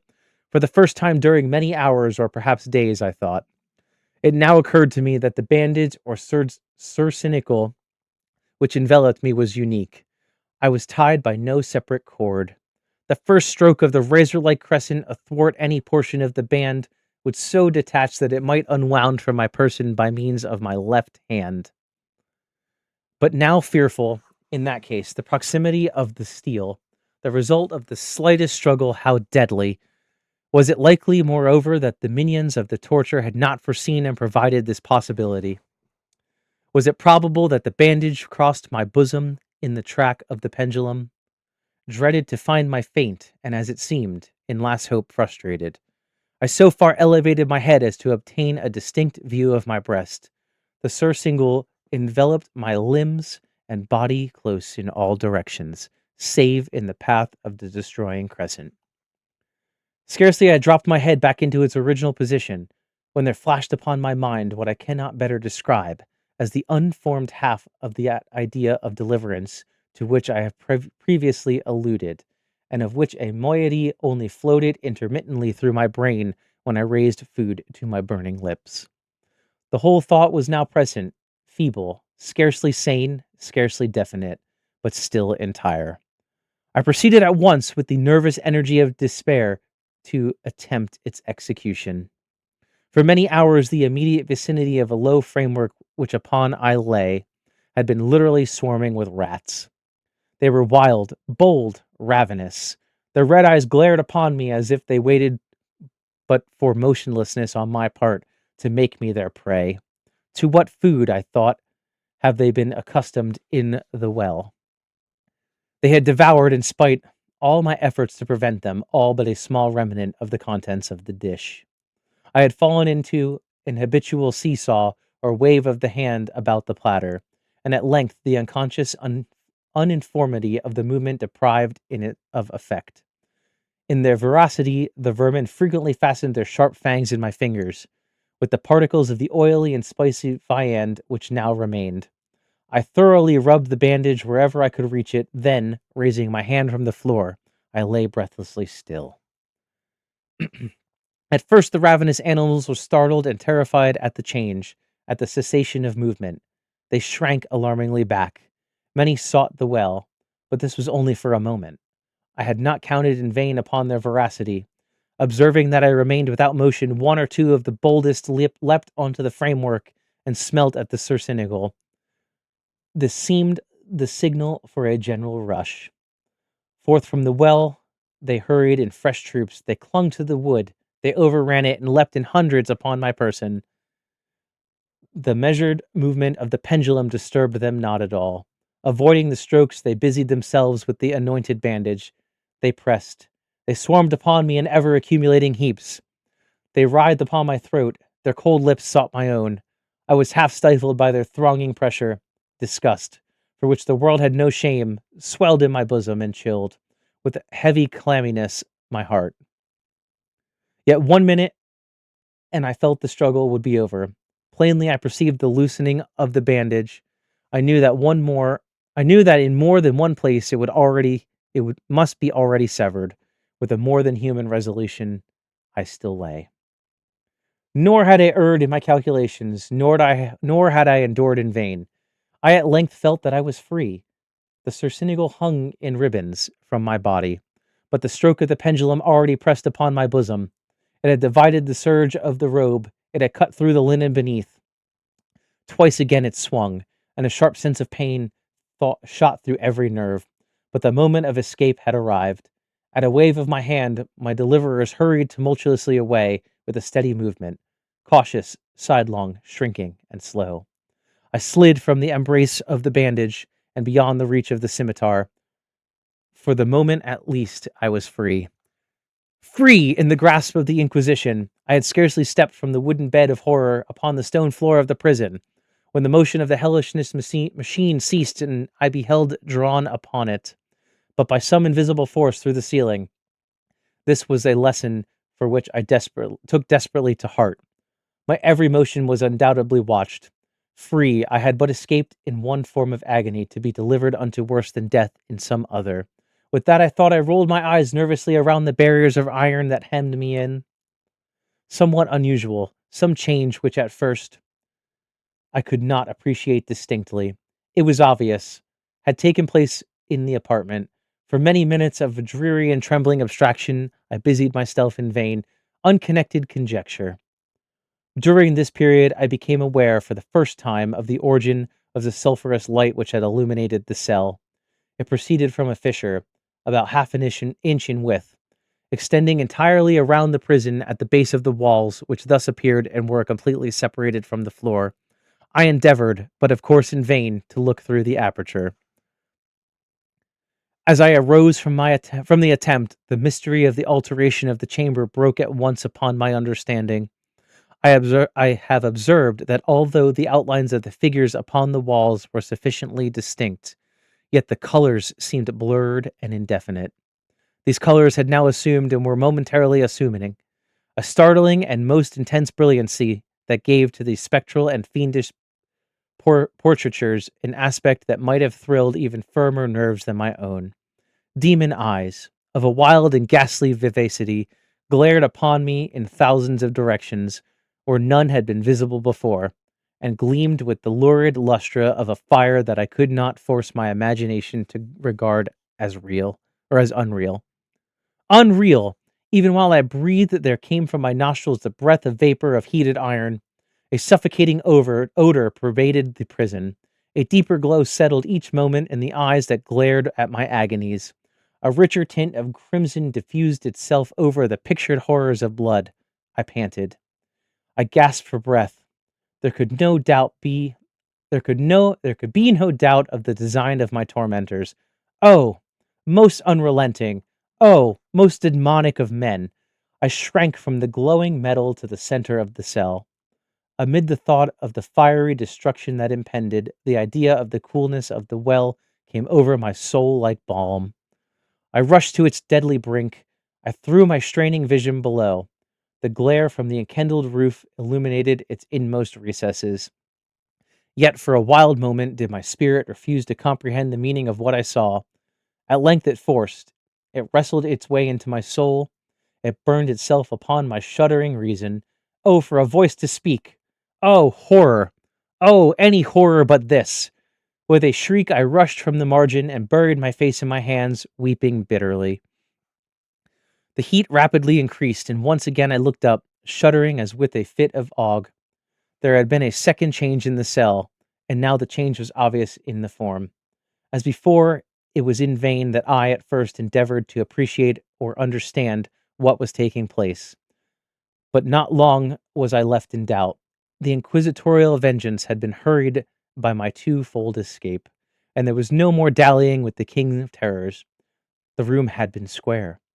I saw that two of its iron angles were now acute, two consistently obtuse. The fearful difference quickly increased with a low rumbling or moaning sound. In an instant, the apartment had shifted its form into that of a lozenge. But the altercation stopped not here. I neither hoped nor desired it to stop. I could have clasped the red walls to my bosom as a garment of eternal peace. Death, I said, any death but that of the pit. Fool might I have not known that into the pit it was the object of the burning iron to urge me. Could I resist its glow? Or if even that, could I withstand its pressure? And now flatter and flatter grew the lozenge, with a rapidity that left me no time for contemplation. Its center and of course its greatest width came just over with yawning gulf. I shrank back, but the closing walls pressed me resistantly onward. At length, from my seared and writing body, there was no longer an inch of foothold on the firm floor of the prison. I struggled no more, but the agony of my soul found vent in one loud, long, and final scream of despair. I felt that I tottered upon the brink. I averted my eyes. There was a discordant hum of human voices. There was a loud blast of trumpets. There was a hard grating of 1,000 thunders. The fiery walls rushed back. An outstretched arm caught my own as I fell, fainting into the abyss. It was that of General Lasalle. The French army had entered Toledo. The Inquisition was in the hands of the enemy. Thank you. Thank you.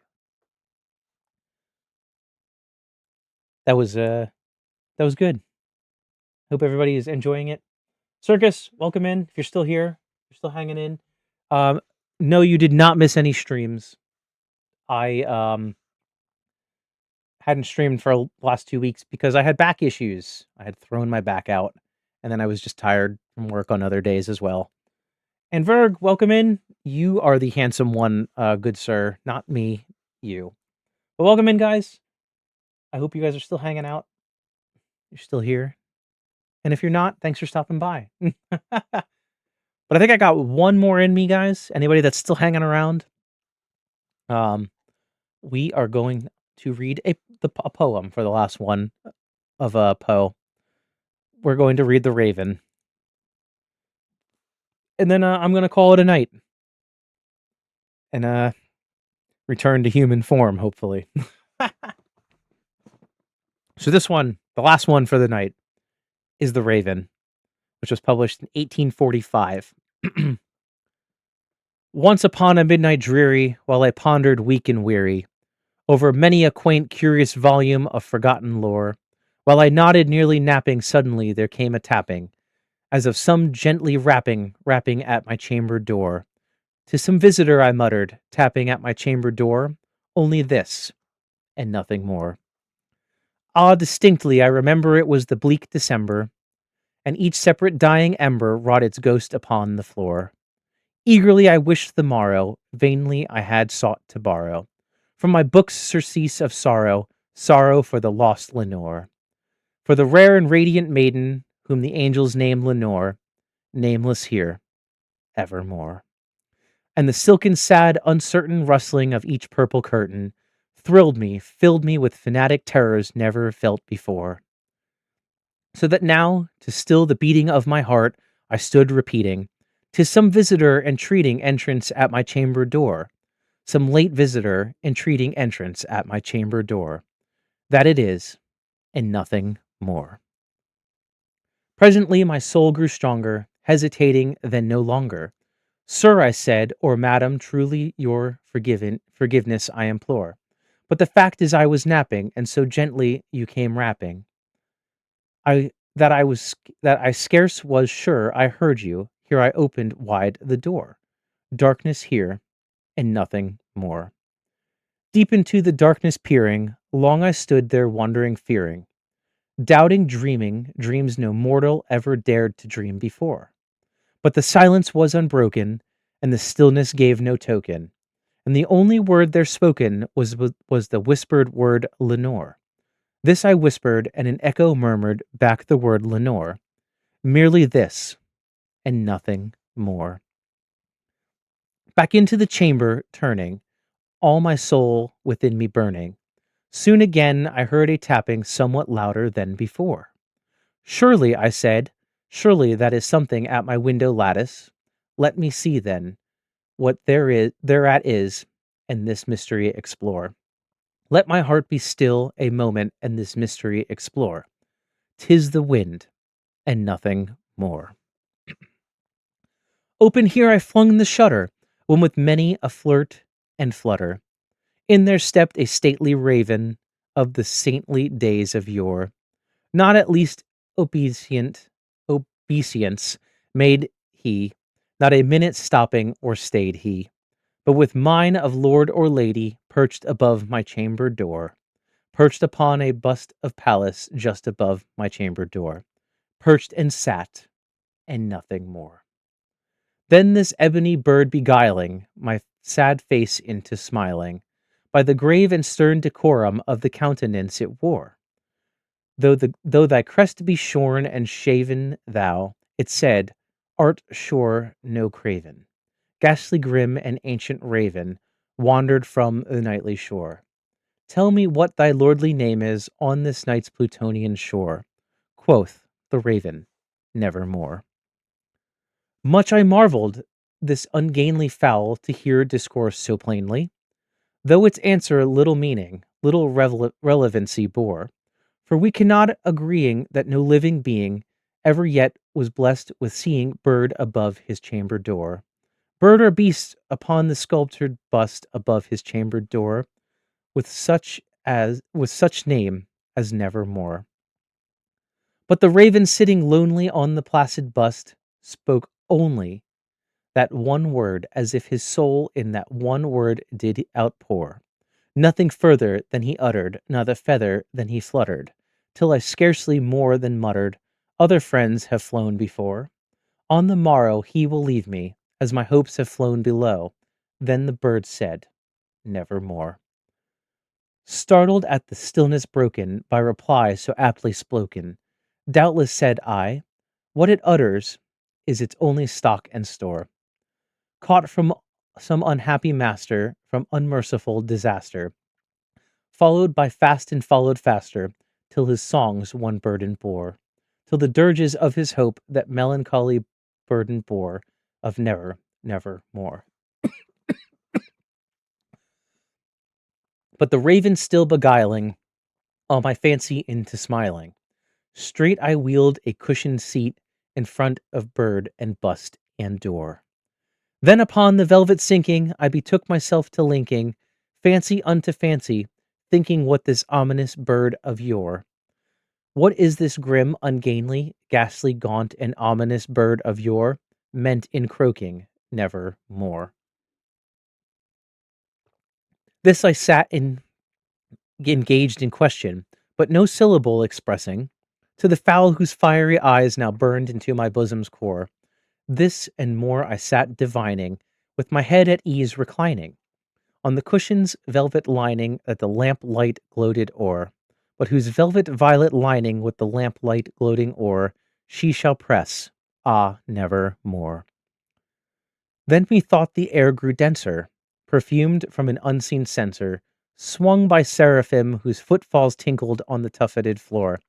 "Wretched," I cried, "thy God hath lent thee, by the angels he hath sent thee, respite, and nepenthe from thy memories of Lenore. Quaff, oh quaff this kind nepenthe, and forget this lost Lenore." Quoth the raven, "Never more." "Prophet," said I, "thing of evil, prophet still, if bird or devil, whether temper sent, or whether tempest tossed thee here ashore, desolate yet all undaunted, on this desert land enchanted, and this home by horror haunted, tell me truly, I implore, and is there, is this balm Gilead?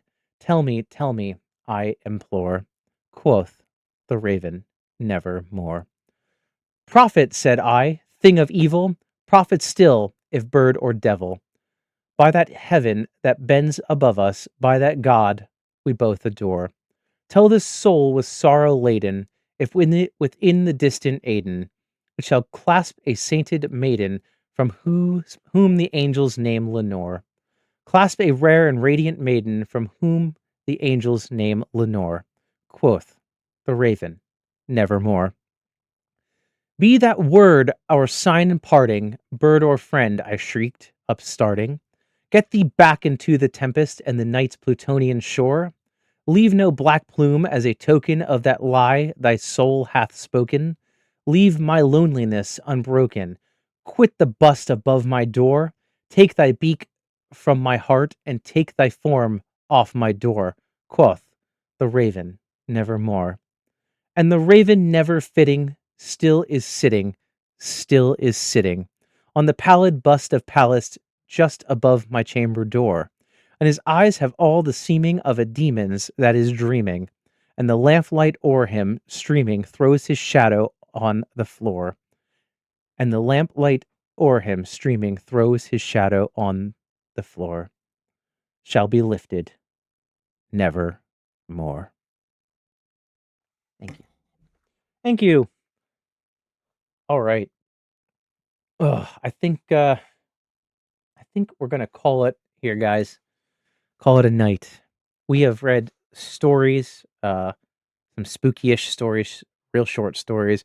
We have read a lot of Poe, and his stories, and finished it out with one of his great poems for this Halloween. This wonderful Halloween. I hope everybody has a good rest of their Halloween. I really do. I am not going to raid anybody tonight. I'm gonna go over to our stream ending, get our credits rolling here. Hopefully these work. Maybe. All right, this at least works. Okay. Um, but thank you all for being here. Thank you, Tort, for the raid. I appreciate it. Um, thank you for the follows that we had. I appreciate it. Um, I would call you guys out who followed, but with the power going out, that's not even working on my screen. So, um, thank you everybody for being here. I appreciate it. I'll be back tomorrow. I am going to stream tomorrow. We are going to get back to Resident Evil. We're going to play Resident Evil tomorrow. We are going to finish this game. Same thing with Sunday. We're going to play Resident Evil unless we finish it tomorrow. So it'll be around noonish my time. So that's Eastern time, around noon Eastern time tomorrow. So I hope to see everybody there um, as we continue that game. But I'm not going to raid anybody tonight. So have a good night, everybody.